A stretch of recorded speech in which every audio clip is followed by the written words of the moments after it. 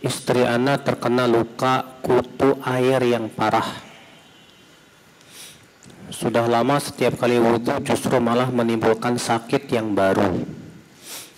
Apakah tayamum lebih utama dalam kondisi seperti ini? Nah, ini masuk dalam kaidah apa?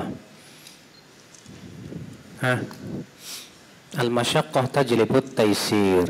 Kesulitan mendatangkan kemudahan. Ya. Ketika menggunakan air malah tambah parah, berarti mendatangkan kesulitan, enggak, Pak? Maka pada waktu itu tayamum boleh tidak? Boleh. Tapi kan ada air, ya.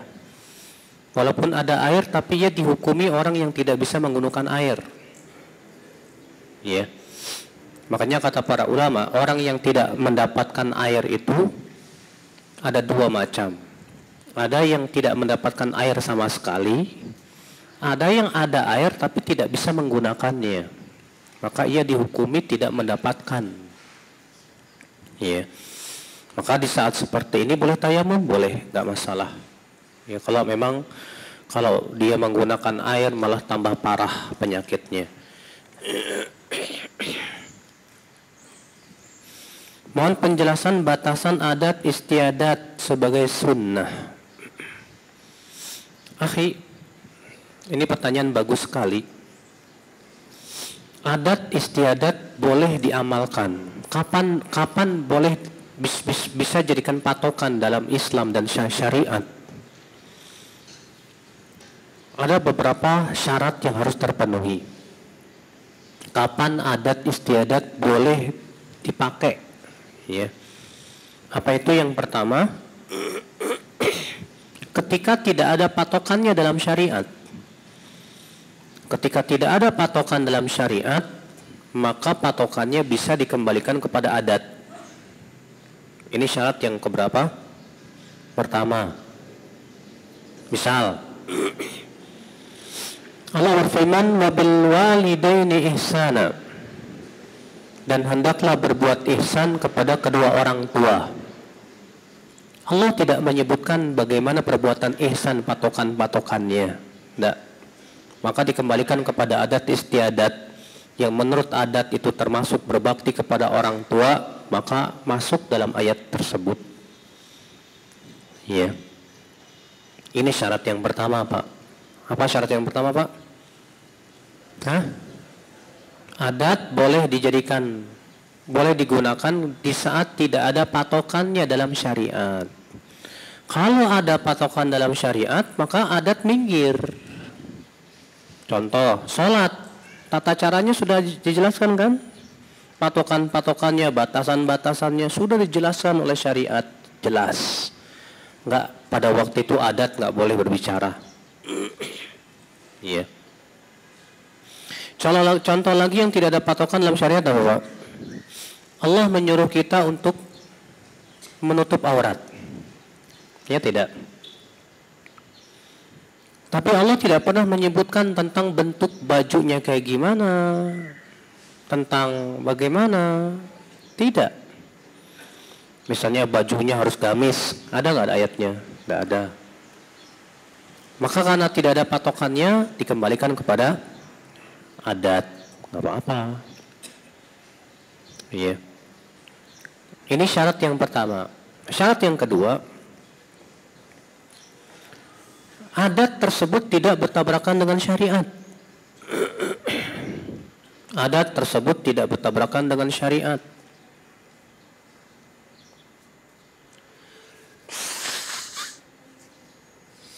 Maka apabila adat tersebut tidak bertabrakan dengan syariat, kalau adat itu bertabrakan dengan syariat, tolak. Contoh misalnya kalau adat istiadat itu mengandung kesyirikan, atau adat tersebut merubah patokan syariat, maka yang seperti ini adat ditolak, Pak. Nggak bisa. Contoh misalnya, di Indonesia adat perempuan misalnya pakai kebaya, orang Jawa pakai kebaya, tapi kan kebaya nggak sesuai syariat, Pak. Iya. Kebaya itu yang namanya kebaya rata-rata apa, Pak? Tipis, ketat, iya kan? Memenuhi syarat tidak? Tidak. Ya, ada nggak kebaya yang cucuk kayak jubah gede gitu? Gak ada kebaya, itu bukan kebaya namanya. Iya. Maka ada seperti ini bertabrakan dengan syariat? Ya, itu bertabrakan dengan syariat. Ya. Syarat yang ketiga, kapan adat boleh dijadikan patokan dan diamalkan dalam syariat? Adat itu bersifat notorid. Adat itu bersifat umum, berlaku umum pada seluruh lapisan masyarakat. Enggak hanya ya adat itu hanya untuk sebagian tanpa yang lain. Jadi adat itu harus bersifat umum untuk seluruh lapisan masyarakat, di mana semuanya udah tahu adatnya mereka bagaimana. Adapun kalau misalnya adat ini hanya berlaku untuk kalangan menengah ke atas, menengah ke bawahnya enggak, enggak bisa jadikan patokan. Ya, jadi yang namanya adat itu harus bersifat apa? Umum. Dan terkadang Pak, di masyarakat kita ini kita sendiri terkadang bingung patokan adat kita apa. Contoh, Syekhul Islam Taimiyah memberikan sebuah contoh. Batasan safar tidak ada batasan dalam syariat dan tidak ada patokannya. Batasan apa? Safar tidak ada patokan dalam syariat. Ya nggak Pak? Nah, kalau tidak ada patokannya, jadi kembalikan kemana? Adat. Sekarang Anda mau tanya, adat di Bekasi berapa kilo? Kau gelap. Berarti nggak pada tahu. Adat kita nggak tahu apa. Berarti adat itu tidak bersifat umum kan, Pak? Tidak diketahui oleh semua orang. Iya. Nah inilah Pak. Maka pada waktu itu akhi, ini 3 syarat yang harus dipenuhi bolehnya kita mengamalkan apa? Adat istiadat. Mas, apa syaratnya?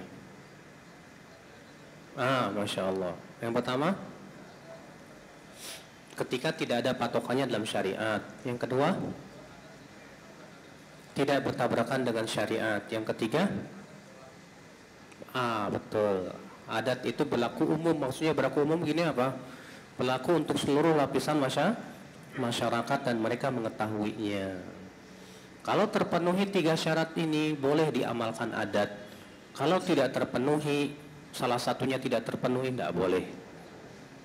Pada waktu itu adat harus minggir. Iya. Makanya Pak, masalah-masalah yang sifatnya ibadah, adat tidak bisa masuk. Kenapa? Karena ibadah rata-rata telah diberikan oleh Allah patokannya dalam syariat kita ini. Iya. Walaupun ada ibadah yang disebut dengan ibadah ghairu mahdhah, yang tidak murni, yaitu ibadah-ibadah yang bercampur dengan adat kebiasaan, seperti misalnya masalah zakat. Zakat fitr, ilatnya apa?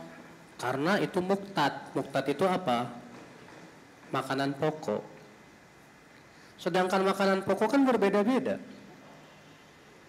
Di Indonesia kebanyakan nasi, tapi sebagian tempatnya bukan nasi, sagu misalnya. Sementara di negara lain makanan pokoknya kurma misalnya. Yang satu lagi makanan pokoknya roti misalnya. Maka pada waktu itu dikembalikan kepada adat istiadat, nggak masalah. Iya, paham nggak Pak? Paham insyaallah?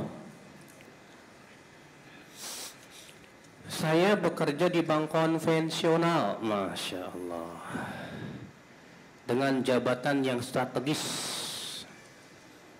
Saya ingin tinggalkan pekerjaan ini, Ustadz. Bagus Pak, tinggalkan segera Pak. Tapi ada pertanyaan dulu. Apakah yang terbaik saya tinggalkan ini langsung, sedangkan mengikat jabatan yang membutuhkan waktu untuk keluar? Segera proses. Kalau antum bisa langsung keluar ya bagus sekali. Tapi kalau misalnya antum langsung keluar malah menimbulkan mudarat besar, proses, yang penting proses terus. Saya punya teman jabatan dia itu sebagai GM, tahu nggak GM? General Manager. Di atasnya manajer, jadi manajernya para manajer. Dia manajer di bawah dia semua.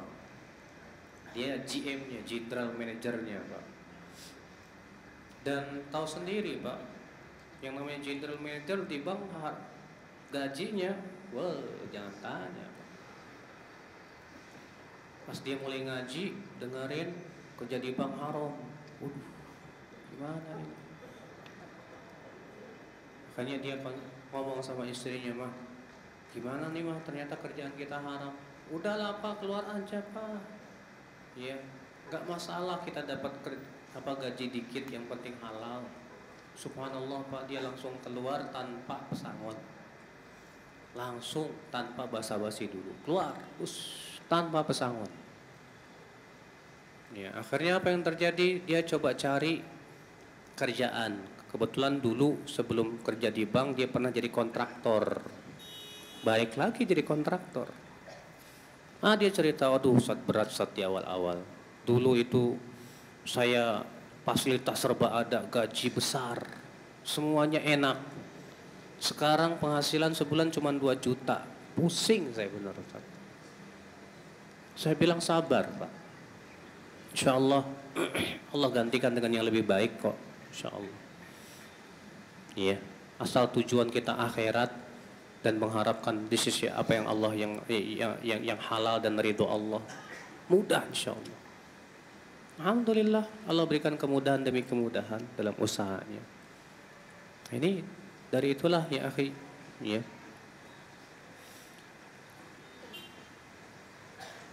Atau saya bawa bank ini ke jalur syariah, bisa nggak? Supaya bisa menyelamatkan 450 karyawan ke jalan yang benar. Kalau memang antum bisa, silakan. Coba antum setting gimana supaya dibawa ke jalur syariah. Dan itu sangat, hampir saya katakan susah banget, bahkan mustahil. Karena semuanya harus mengikuti peraturan dari atasnya, Pak. Pokoknya harus begini. Tidak boleh begini. Tapi kalau antum bisa, ya alhamdulillah. Ya, bagus banget kalau seperti itu. Bagaimana hukumnya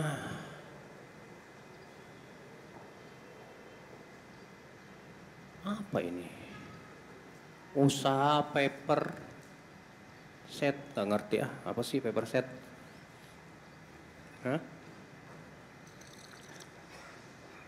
Atau sebangsa saham, halal atau haram? Saham boleh, tapi dengan syarat. Ya, kita memberikan saham itu di perusahaan yang jelas-jelas bergerak dalam perkara yang halal. Ini kasih sahamnya di perusahaan rokok, ya jangan, nggak boleh, haram. Ya, antum saham di sebuah perusahaan yang memang halal, misalnya. Ya, tentunya dengan batasan-batasan dalam syariat halal. Saham itu bagaimana pembagian keuntungannya jelas, sampai untuk berapa tahunnya jelas. Ya.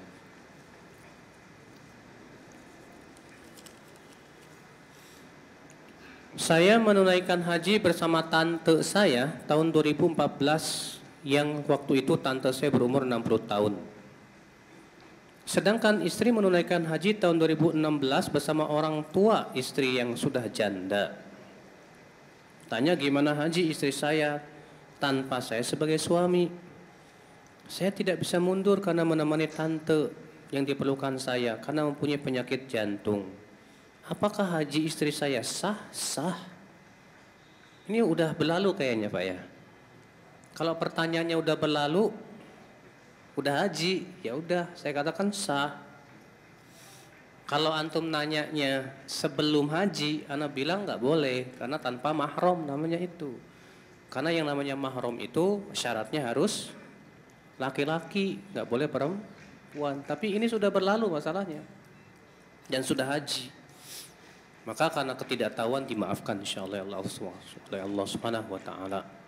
Iya. Bagaimana saya sebagai suami yang memperbolehkan istri haji tanpa mahram? Dosanya antum. Karena antum dayus berarti Pak. Dayus itu artinya tidak punya rasa cemburu. Dibiarkan istrinya pergi tanpa mahram. Ini aja sahabat yang berkata, ya Rasulullah saya diwajibkan ikut perang, tapi istri saya pergi ya tanpa mahram, gimana? Kata Rasulullah apa? Pergi kamu bersama istrimu. Sampai Rasulullah batalkan kewajiban ikut perang demi untuk apa? Ya pergi dan menemani istrinya berhaji. Makanya ya kalau memang waktu itu antum nggak tahu, Allah maafkan, cukup antum taubat kepada Allah. Tapi kalau antum tahu pada waktu itu, antum berdosa, taubat segera kepada Allah Subhanahu wa taala, minta ampun. Ya karena membiarkan istri pergi tanpa mahram.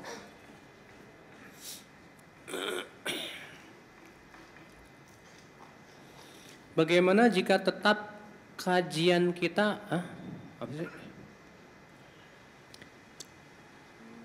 melaksanakan sholat sunat seperti sholat duha? Bagaimana jika tetap apa sih tulisannya nih, agak-agak susah ya. Kayaknya yang nulis dokter nih Pak. Gak paham saya. Kaidah 13 nomor 4. Apakah Nabi sholat ba'da asar? Bukankah itu waktu terlarang buat sholat? Pak, ada kaidah usul fikih yang mengatakan begini Pak. Apabila ada larangan umum, lalu ada pengkhususan dalam hadis yang lain, maka keumuman itu dikhususkan. Nabi dalam satu hadis melarang sholat setelah asar. Tapi dalam riwayat yang lain Nabi mengatakan apa? Jangan sholat setelah asar kecuali apabila matahari masih tinggi. Maka pengecualian ini dalam kaidah usul fikih berlaku. Berarti larangan sholat setelah asar itu dikecualikan kalau matahari masih tinggi. Selama matahari masih tinggi masih boleh. Jadi larangan itu kapan? Ketika matahari sudah menguning. Ya, maka pada waktu itu yang tidak boleh.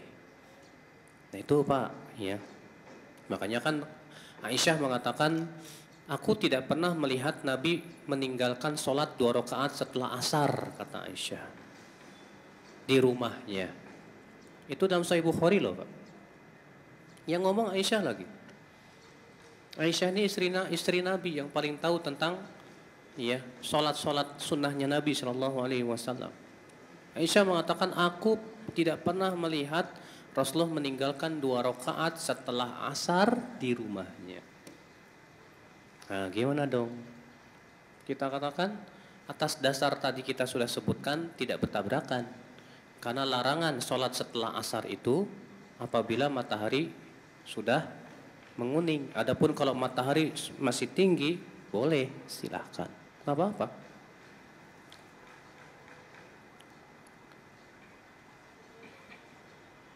Apakah obat-obatan yang mengandung alkohol berarti masih diperbolehkan atau diharamkan, Ustaz? Nah di sini Pak, para ulama di zaman ini berbeda pendapat Pak. Sebagian ulama mengatakan boleh, halal. Kenapa? Karena nggak memabukkan. Kenapa? Nggak memabukkan. Cuma sebatas dicampur alkohol berapa persen. Tapi ketika kita minum nggak memabukkan, biasa aja. Sedangkan ilat daripada haramnya arak itu apa? Memabukkan. Kaidahnya sudah kita sebutkan tadi. Apabila ilatnya ada, hukum ada. Apabila ilatnya hilang, hukum pun hilang. Nah, ilatnya memabukkan di sini hilang, nggak ada. Berarti boleh dong. Ini pendapat Syekh Jibrin. Sebagian ulama berpendapat tidak boleh. Kalau memang sengaja dicampurkan. Kalau memang sengaja apa? Dicampurkan. Kenapa? Karena hadis mengatakan ma askaro kathiruhu faqalilu haram. Sesuatu yang banyaknya bisa memabukkan, maka sedikitnya pun haram. Nabi mengatakan apa? Sesuatu yang banyaknya bisa memabukkan, maka apa? Sedikitnya pun haram. Maka pada waktu itu kata mereka tetap nggak boleh, karena itu sengaja dicampurkan. Dan kepada pendapat kedua ini saya condong. Iya, kita tinggalkan aja Pak. Tapi kan nggak memabukkan. Iya, tapi kan kata hadis, iya, sesuatu yang memabukkan banyaknya, maka sedikitnya apa? Haram.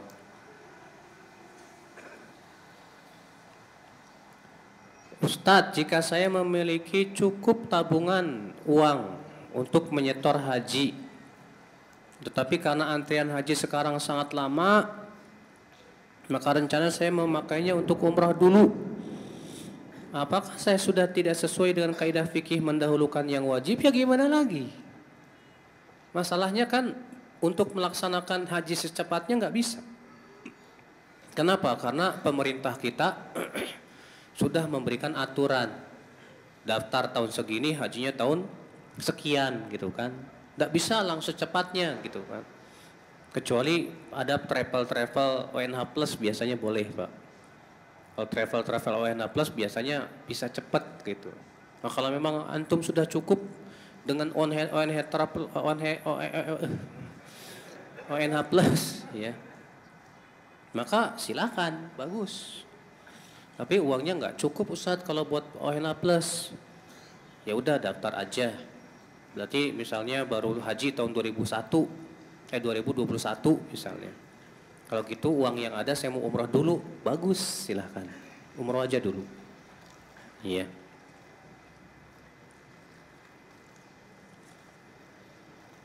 Mohon nasihat tentang perkara mubazir, terutama tentang penggunaan air ketika wudhu, di mana masih banyak saudara-saudara kita yang membuka keran air secara berlebihan. Nah, nih Pak, ini nggak benar loh Pak, dosa itu Pak. Karena Allah mengatakan innal mubadzirina kanu ikhwana syayatin. Sesungguhnya mubadzir itu teman-temannya setan. Rasulullah SAW Pak, kalau wudhu itu cuma satu mud. Nabi kalau wudhu satu mud itu segini Pak, segini, satu mud. Antum pernah nggak wudhu segini? Hah? Harus bisa.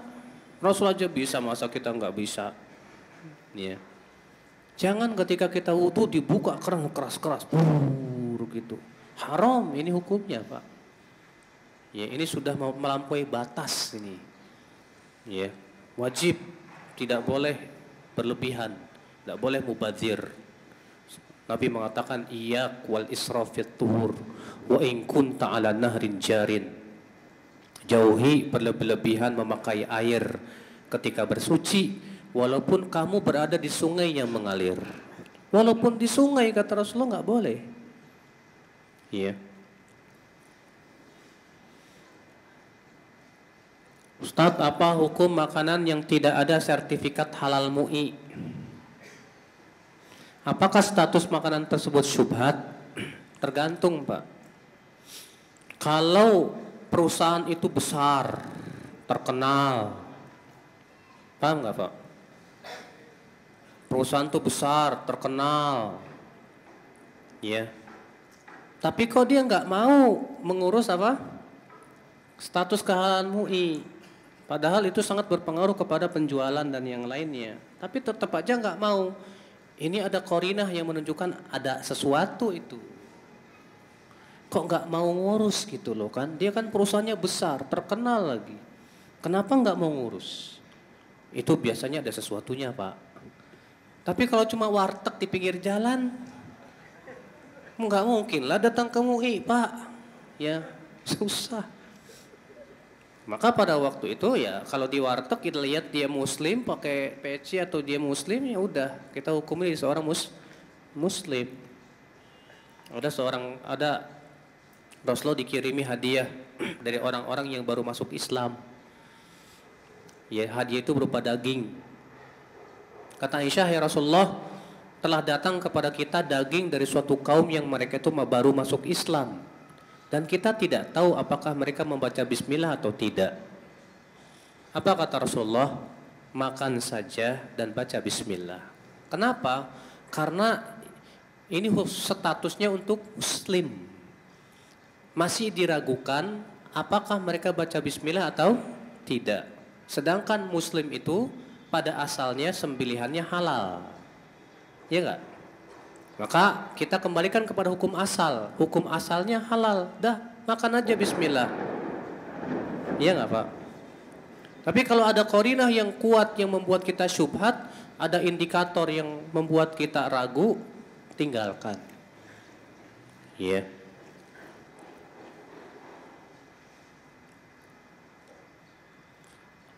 Bagaimana tolak ukur sesuatu disebut membantu dalam kemaksiatan, Ustadz?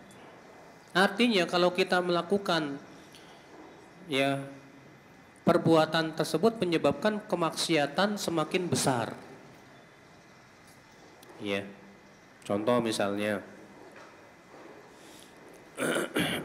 antum membantu untuk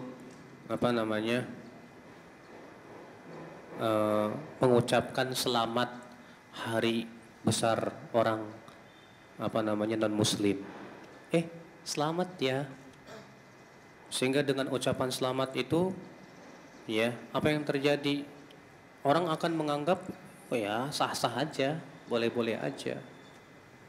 Ini namanya membantu, Pak, ta'awun 'alal itsmi wal 'udwan. Ya. Contoh lagi, ada sebuah acara hari kebesaran suatu agama. Rupanya dia mesan ke antum ya pakaian khusus untuk kebesaran mereka itu. Antum jahitin. Nanti antum sudah membantu tidak, Pak? Sudah membantu itu. Maka yang sesuatu yang sifatnya membantu itu ya, dan sehingga dengan perbuatan antum itu ya, perbuatan maksiat itu semakin kuat, besar gara-gara perbuatan antum, itulah yang disebut dengan antum membantunya berarti. Allah berfirman wala ta'awanu 'alal itsmi wal 'udwan. Jangan tolong menolong dalam dosa dan permusuhan, enggak boleh.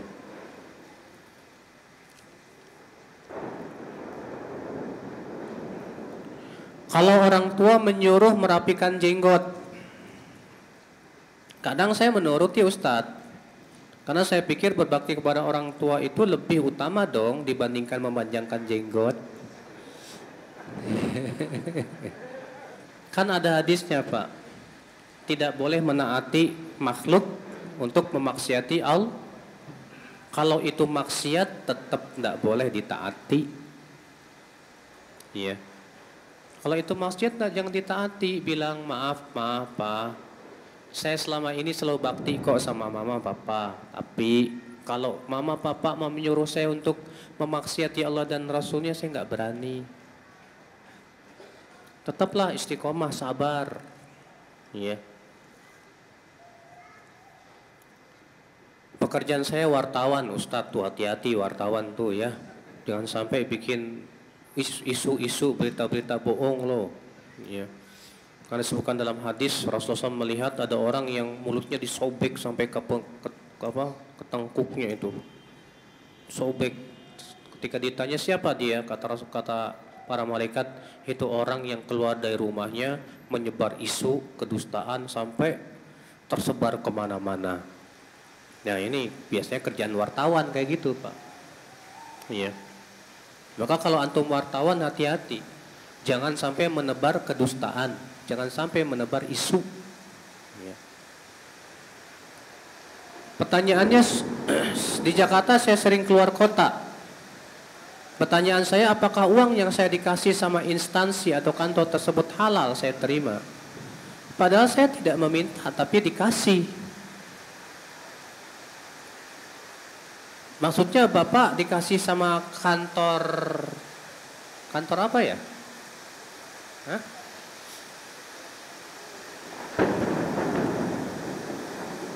Sama kantor berita Bapak atau gimana sih? Oh, yang didatangi itu. Pas Bapak pergi keluar kota, pergi ke kantor yang didatangi, dia kasih Bapak duit. Boleh terima nggak? Haram. Haram, iya. Sekarang saya mau tanya, Bapak sudah digaji nggak sama perusahaan Bapak? Sudah? Oke. Sebutkan dalam hadis bahwa Nabi SAW mengirimkan seseorang untuk mengambil zakat suatu kaum. Kemudian ia pulang dan berkata, ini zakat untuk kalian, ini hadiah buat saya. Maka Rasulullah marah dan berkata, ada apa orang yang aku kirim untuk mengambil sedekah? Pulang-pulang berkata, ini sedekah buat kalian dan ini hadiah buat saya. Kenapa dia tidak duduk saja di rumahnya untuk menunggu apakah ada orang yang ngasih hadiah apa enggak? Ini disebut oleh para ulama Pak dengan istilah hadayal ummal. Hadiah dari partner. Maka kalau Bapak ya sebagai wartawan mendatangi suatu tempat, kemudian tempat itu ngasih duit ke Bapak, maka haram Bapak untuk menerima. Nggak boleh. Kecuali kalau dari perusahaan Bapak mengizinkan. Pemilik perusahaan Bapak yang Bapak kerja di situ bilang, ya kalau kamu dikasih ambil aja, nggak apa-apa buat kamu. Maka kalau seperti itu silahkan.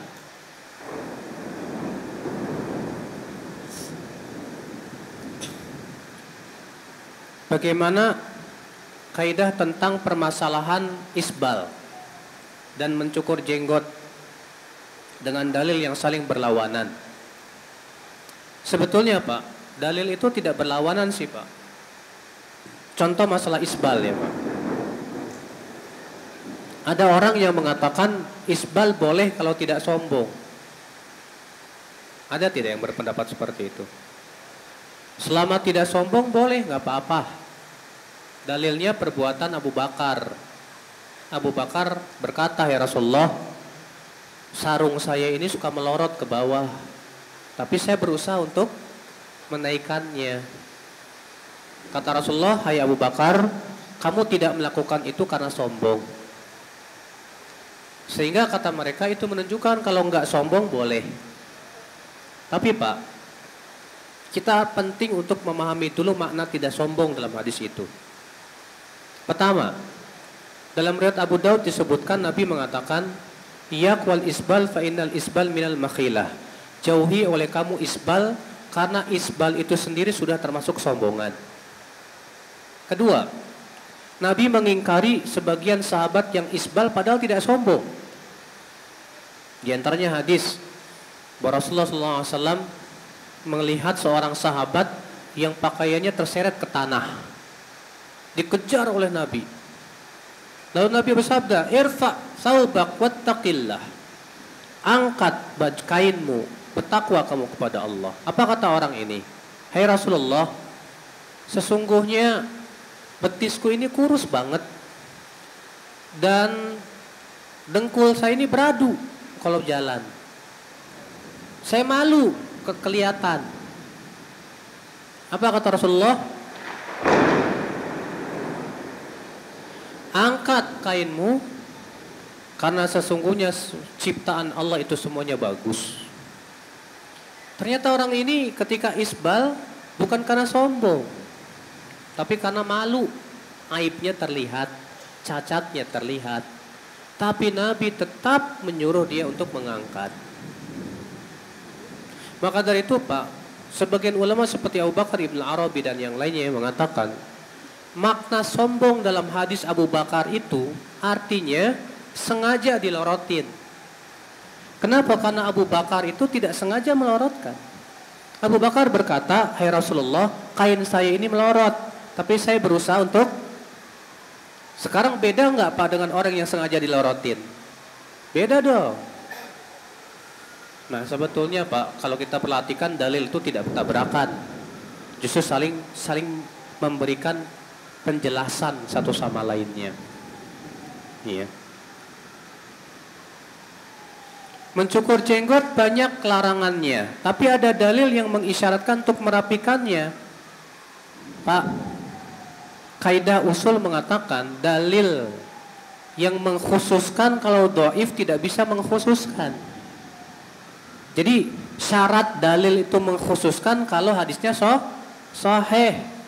Tapi kalau hadis yang mengkhususkannya lemah, tidak bisa mengkhususkan. Dan ternyata hadis yang menyebutkan tentang merapikan jenggot dhaif jiddan. Lemah banget, Pak. Hadisnya sangat lemah. Maka pada waktu itu bagaimana akan bisa mengkhususkan? Tidak bisa. Kami berniat untuk umroh di tahun ini di saat kebersamaan anak kami membutuhkan biaya sekolah. Mana yang didahulukan nih Ustadz? Umroh dulu atau biaya sekolah ya buat anak? Ya. Pak, kalau memang umroh itu hukumnya sunnah, membiayai anak sekolah maslahatnya besar. Coba antum lihat mana yang lebih maslahat. Tadi kaidahnya sudah kita pelajari. Kalau bertemu dua maslahat, ambil yang lebih besar. Kalau anak sekolah, maslahatnya nanti besar insya Allah. Untuk kebaikan dia, kebaikan masyarakat, umat, dan yang lainnya. Maka ini menurut saya lebih bagus. Ya, jadi menurut saya umrohnya diundurin aja lah. Gunakan buat anak sekolah dulu. Nanti kumpulin lagi duit, baru bisa apa? Baru bisa umroh insya Allah.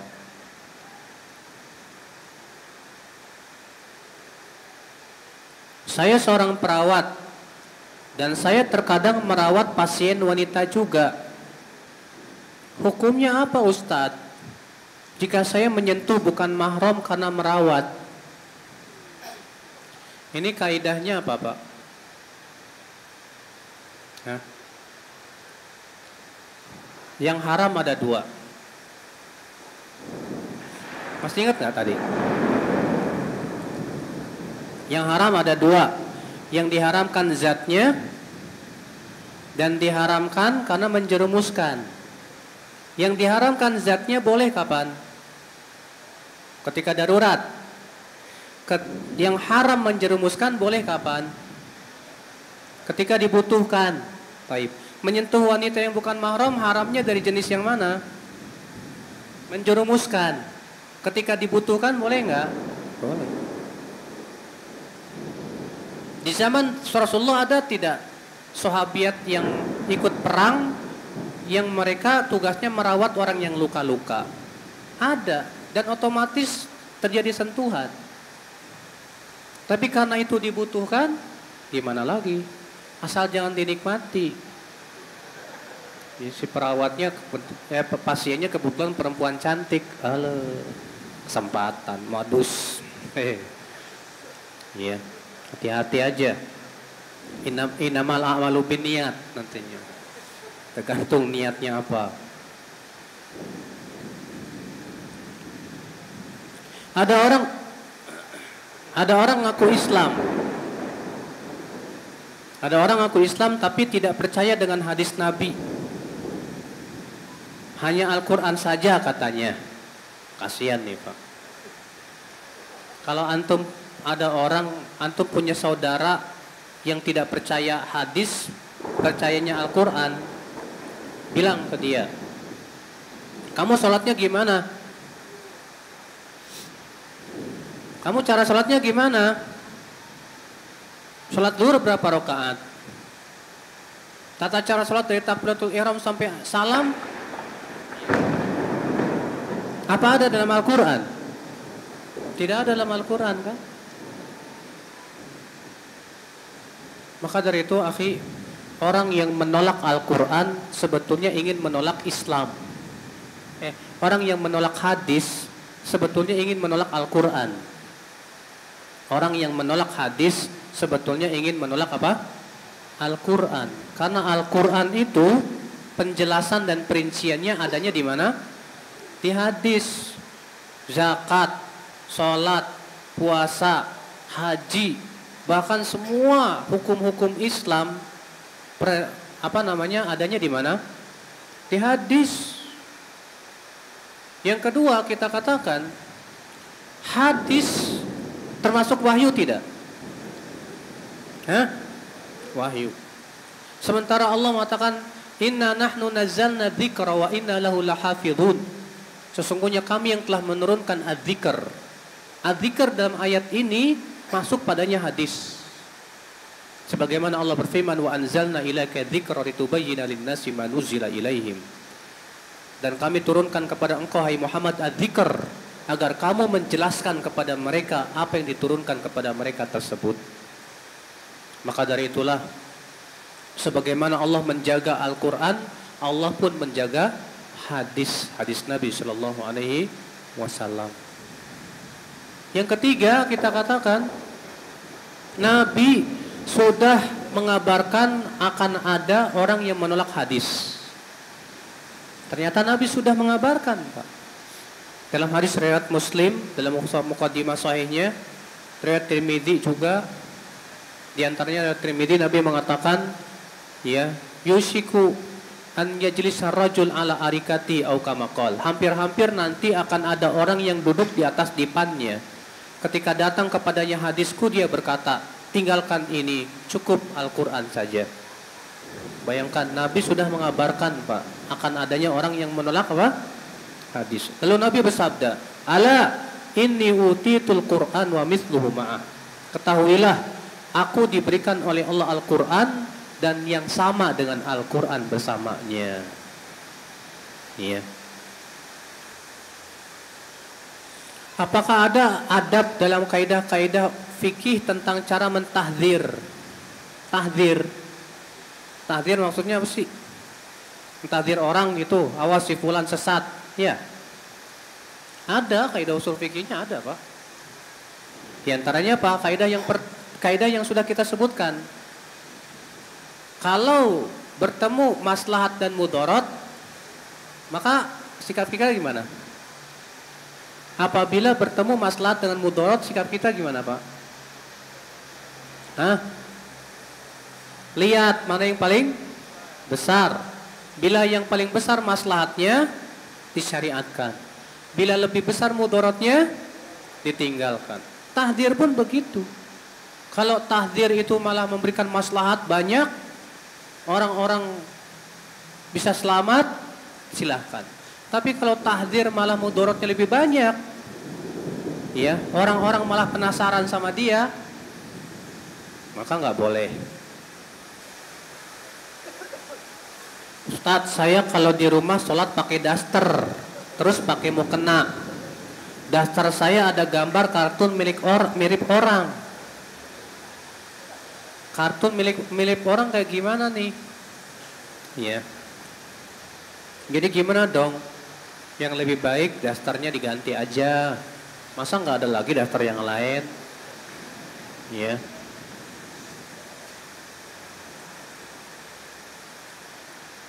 Ada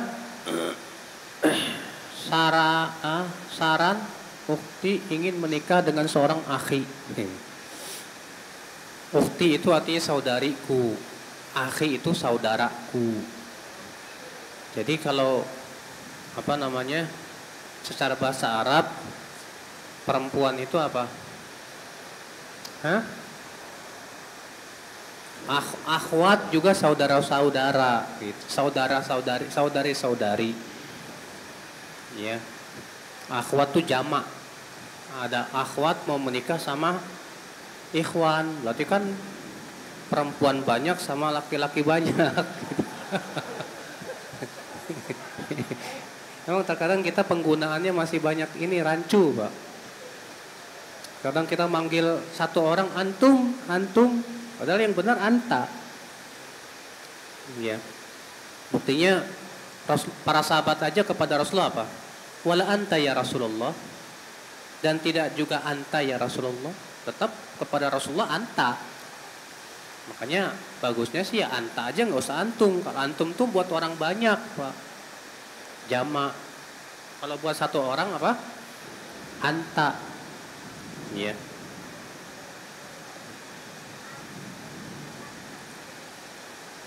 Ada seorang wanita ingin menikah dengan seorang laki-laki. Ketika wanita tersebut menyampaikan kepada orang tua menolak dengan alasan laki-laki tersebut seorang mu'alaf. Bagaimana pendapat tersebut Ustadz? Ini sebuah alasan yang sangat tidak syar'i. Iya. Mungkin orang tuanya khawatir, Pak. Ini orang pura-pura masuk Islam hanya sebatas ingin menikahi perempuan. Maka si orang tua melihat orang tersebut, kalau memang dia masuk Islamnya betul-betul, bagus Islamnya, setelah masuk Islam dia belajar, dia mengkaji, dia mengamalkan, terima aja, soleh. Tapi setelah masuk Islam dia cuek-cuek aja sama Islam, gak mau peduli dan yang lainnya. Maka kalau memang ada indikator yang menunjukkan dia masuk Islam tuh hanya ingin menikahi perempuan saja, karena banyak soalnya di Indonesia ini, Pak, yaitu syar'i banget, bagus, dia ingin menyelamatkan anaknya nanti gimana. Iya. Maka dari itu kewajiban wanita kalau keadaannya seperti itu, ya si ayahnya tadi berusaha menjelaskan kepada anaknya, kenapa saya menolak nak? Karena di zaman sekarang ini banyak laki-laki yang pura-pura masuk Islam hanya karena ingin menikahi wanita muslimah. Nanti kalau udah punya anak baik lagi dia, ya dibawa ke agamanya. Saya tidak mau kamu seperti itu. Maka pada waktu itu si anak wanita tersebut harus taat sama orang tuanya. Harus. Karena terkadang orang tua itu firasatnya lebih kuat, Mas. Iya.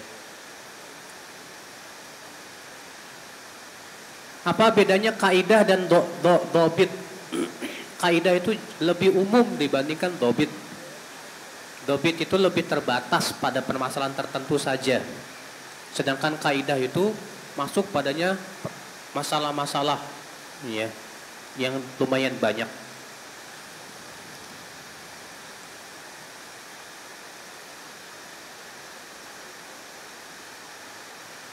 Saya beli bahan bakar di pom bensin 95.000, saya bayar 100.000. Saya bilang kembaliannya buat bapak aja, boleh nggak Ustadz? Ya kalau buat antum nggak masalah, tapi buat yang nerimanya masalah. Yeah. Yang nerimanya itu nggak boleh sebetulnya, itu hadayal ummal namanya. Walaupun ya demikian, kalau memang antum niatnya hadiah dan orang tersebut tahu ini hadiah, tidak ada nilai apa-apa, ya silakan aja diterima. Tapi kalau dia khawatir, ragu dan itu jadi syubhat, mendingan ditolak. Karena memang tidak setiap hadayal umal itu diharamkan dalam syariat. Kita harus melihat kepada indikasi-indikasinya dulu, keadaan-keadaannya. Ya. Tapi kalau misalnya antum yang mengatakan ini 5.000-nya hadiah buat kamu, nggak apa-apa, silahkan. Ya, nggak apa-apa. Secara syariat itu halal, nggak apa-apa. Saya baru kenal sunnah Ustadz, saya sudah meninggalkan pekerjaan saya di bidang riba, beralih ke supir online. Tapi banyak penumpang yang saya antar untuk ibadah ke gereja. Gimana tuh Ustadz, apakah saya berdosa? Gak tahu. Tanya aja ke Ustadz Arifin atau Ustadz Erwanti.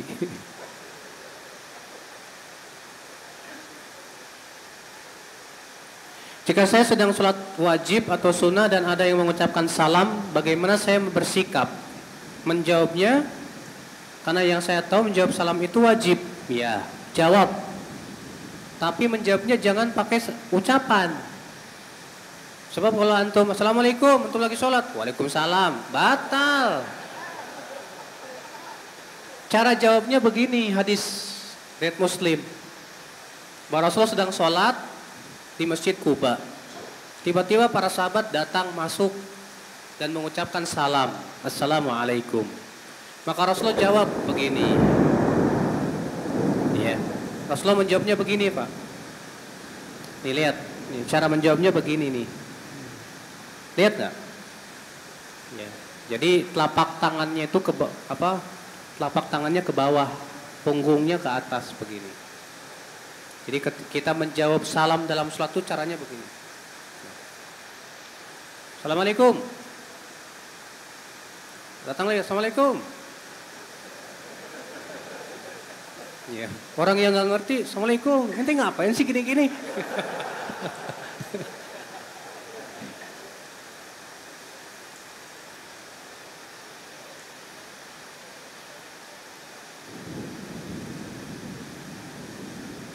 Kalau sudah masuk waktu sholat, apa yang didahulukan? Kerja apa sholat? Kalau memang perusahaan sudah menentukan waktu sholat jam sekian, maka ikuti aja, Pak. Misalnya waktu sholat jam 1, sebelum jam 1 nggak boleh keluar, nggak apa-apa. Nanti jam 1 sholat berjamaah. Kan yang terpenting sholat berjamaahnya, ya tidak? Dan sholat berjamaah kan nggak disyaratkan harus di masjid, Pak. Makanya kami dahulu waktu kuliah di masjid di kota Madinah, pas jam 12 di masjid kampus yang besar, masjid besarnya itu adzan, kami tetap belajar. Jam 1 keluar, kami pun kemudian di masing-masing kampus berjamaah. Nggak masalah. Maka dari itu, ya, dahulukan dulu kerja, kemudian sesuai dengan peraturan perusahaan, misalnya sholatnya jam sekian, ya udah ikuti jam sekian. Kemudian sholat berjamaah dengan teman-teman. Gak apa-apa. Kecuali kalau ngasihnya sudah keluar waktu. Misalnya kamu sholat asar boleh jam 5:30 tapi. Jangan. Gak boleh taati. Ya. Anda pengen diruqyah tapi pengen masuk surga tanpa hisab. Gimana tuh ya Ustaz? Pengen diruqyah tapi pengen masuk surga tanpa hisab. Susah, Pak. Kalau antum minta diruqyah, kan syaratnya masuk surga tanpa hisab itu mereka yang tidak minta diruqyah. Maka kalau antum minta ngeruqyah berarti syaratnya hilang. Gak masuk surga tuh dengan tanpa hisab itu. Ya. Jadi gimana dong? Ruqyah diri sendiri. Ruqyah diri sendiri aja bisa kok insyaallah. Ya dengan ruqyah-ruqyah dari Al-Quran dan hadis Nabi Shallallahu Alaihi Wasallam. Bagaimana hukumnya berdakwah mensyiarkan agama ke Islam ke non-Muslim? Sangat dianjurkan. Apakah kita akan dikenakan pertanggungjawaban karena membiarkan tetangga atau kawan kerja belum Islam? Pak, yang namanya dakwah itu sesuai dengan kemampuan. Kan kaidah tadi mengatakan apa? Perintah itu disesuaikan dengan kemampuan, beda dengan larangan. Sedangkan dakwah itu kan termasuk perintah. Dan dakwah itu butuh ilmu. Sekarang kalau antum gak punya ilmunya, mau apa yang dakwahkan? Makanya yang namanya dakwah itu sesuai kemampuan. Kalau memang antum bisa mampu mendakwahi dia, alhamdulillah. Tapi kalau antum belum mampu karena kurang keilmuan, ya Allah maafkan insyaallah. Ya. Baiklah Bapak dan Ibu sekalian, saya kira cukup sampai di sini. Semoga yang saya sampaikan bermanfaat.